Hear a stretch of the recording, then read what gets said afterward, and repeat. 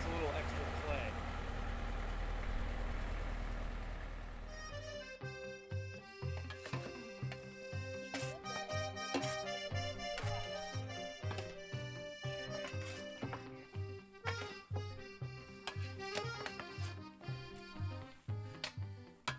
We just did our dry mix of the soil, sand, straw, clay, containers of water, and I'm going to put 1, 2, 3 in there. We'll mix. We'll see how it looks. Sometimes it takes even a fourth one. Set for a good 15 minutes to let the clay and the soil and everybody get hydrated, get all wet. And then it's usable cob. So the next step now is add water and do a little mixing. So, Right on.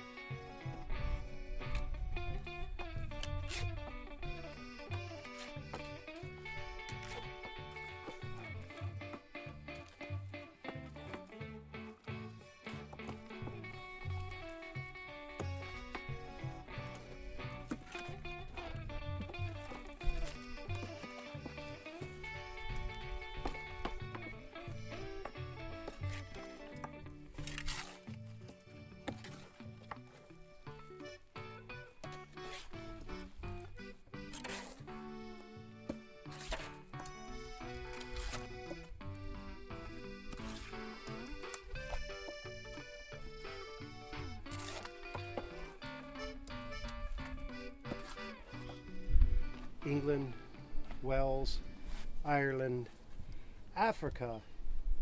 Let's see who else built mud huts. It's just now sprouting up in the Pacific Northwest. Central, South, West, United States, all of the adobe. Because this is basically adobe. Adobe differs though because it doesn't have the straw in it so much. Right. But their soils they're using have much higher clay content. It's very red. Yeah, and our soil here, since it's the alluvial dump from the Missoula floods, it's a real fine silty loam. That lets everything hydrolyze, except for maybe the very bottom. Like if we missed a pocket, we tried to get everything, but sometimes that happens. So it looks a little sloppy right now, but actually that works out really well because we're working on a building that's very dry. It's pretty cheap. Soil's free. It's usually wheat straw or oat straw or something like that. But that's relatively inexpensive. It's about 20 bucks a bale. And you'll go through 3, 4, 5 bales usually to build a whole house. We'll plant stakes as reinforcing rods. Which is a steel so it's a rod. 1/4 inch steel rod, 6 feet tall. And we cut them down as we need them.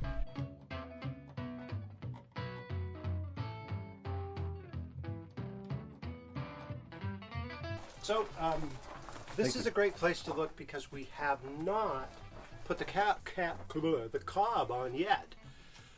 These are the earth bags, and what these are, which I don't recommend doing it this exact way, and this is old grain sacks.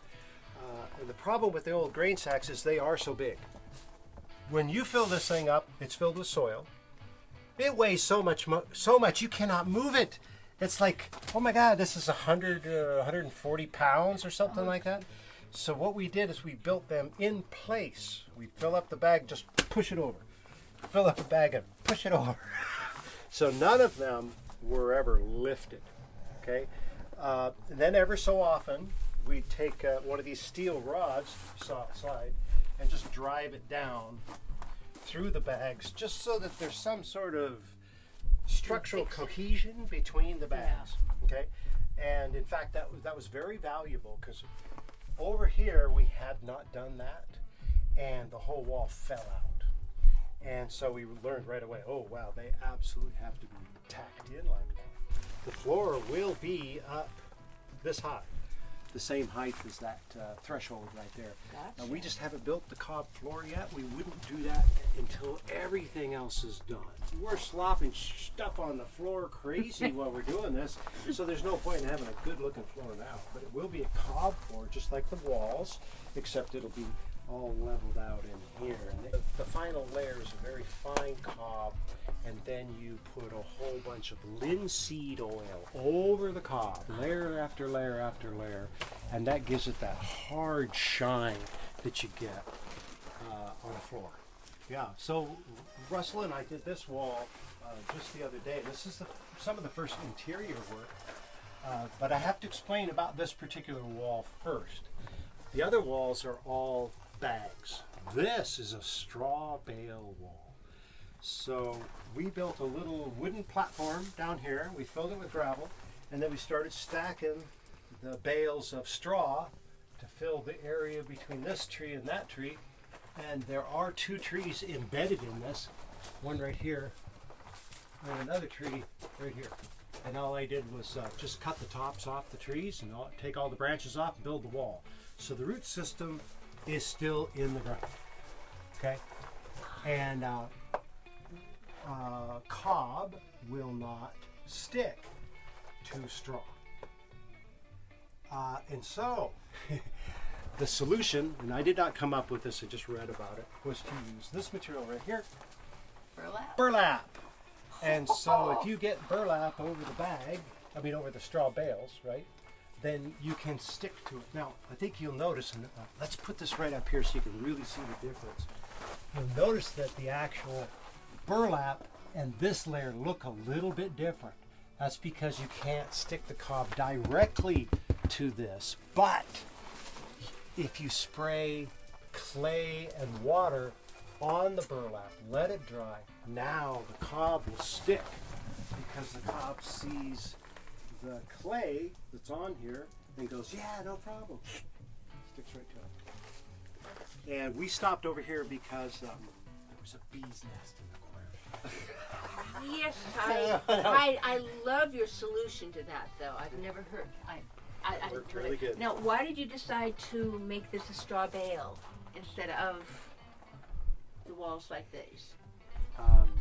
That was a decision made by a guy named Hick, who started this building 2 years ago. He wanted to do the straw bale wall. I was advocate of this style, and so there was a combination done here. And hopefully this will last. Okay, I'm curious. It was a heck of a lot easier to build than this. Yeah, you don't want this to be an "I told you so" wall. It could be, but I couldn't really think of any. There are some problems, like mice can get in there and live. Yeah, I think so. I've heard stories where there were cattle and they got hungry and they ate the building. They just licked right through the cob, and then there's straw underneath it, and they just ate the whole building. You went right through the burlap and everything. Yeah, they ate the. So that's an issue, but we don't have cattle here, so I think that'll be all right. Desperate cows. Yeah, in the middle of the winter, they were hungry. They decided to eat the wall. So you had the burlap here. Yes, burlap. And so the pieces of burlap, they're huge. They go all the way up, all the way across, and all the way down as one single piece. So outside, we had already cobbed. There's a lot of weight hanging on that. And so I thought, whoa, we better do the inside so that we can have some kind of balance of the weight here. And I'm hoping that it can handle the, I guess 2-3 tons of dirt that we're going to slap up against that. Oh my God. By the time we're done, This is incredible. This is absolutely beautiful. Yeah, it's super fun. As Russell, a kid, Russell we says all he made just mud enjoys pies. coming. We all had a good time with the mud pies. Now that we're adults, I was we can thinking, play I with want to mud go. pies I again. want to slap it on. I want to slap it on. I was told we were going to be slapping some mud balls. Yeah. But, Here's something you should point at, though. This is our clay, and this is clay that we buy from Georgie's, I think it's called, over there on I think it's Lombard or Colombian. Anyways, clay. This is clay that you'd make pots with, you know, pottery clay. Yeah. So we buy it at 500 pounds at a time, and it's, well, I don't know, it costs 175 bucks for 500 pounds. So it's kind of expensive, but not really. So, you know, you saw the sand was $11 for the sand, $175 for the clay. Dirt's free. Dirt's free. Water, well, I don't know, negligible price there. We figured $100 in straw. Those are your building materials. Seriously. And a house. And you get a yeah. house. Yeah. So you have to get windows. yeah, these are easy to come by. Windows? Yeah, they're free. People want to get rid of their windows all the time because they put new windows in their home. The old style is no good. Well, I don't care what it is. These guys I had to build, these are, you know, they were normally sliding types. Yeah. So I built these wooden frames around the sliders so that they were encased. And then we framed them in to this structure, which made them super solid. And then we cobbed on the outside, and we need to cobb on the inside. But all of this funny looking stuff gets disappeared. It all gets disappeared and it's all nice and smooth and we're done. Yeah, and the view is Yeah, the view. priceless. That's my vineyard out there where I produce some great tasting wine. Yeah, I'll attest to that. Yeah, you'll attest. It's great wine, and you got to go in the cellar today. Yeah, farm life. It's so fun. All right, you think it's been 15 minutes yet? So that's water, and we're just gonna spray down the wall here and get it nice and wet so that the cob has something to stick to. Yeah, like any pottery work, you're gonna add clay to an existing.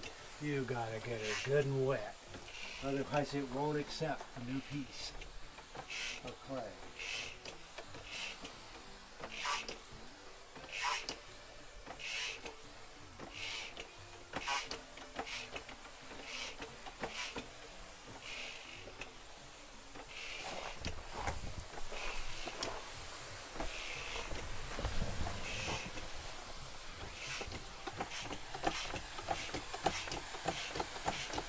Yeah, you can really see on the brown stuff how wet it's getting. Yeah. But then if I stop, it'll just go right back to white again really, really quick. Yeah, It you just can watch it happen. sucks it right in. Well, that was good. Wet.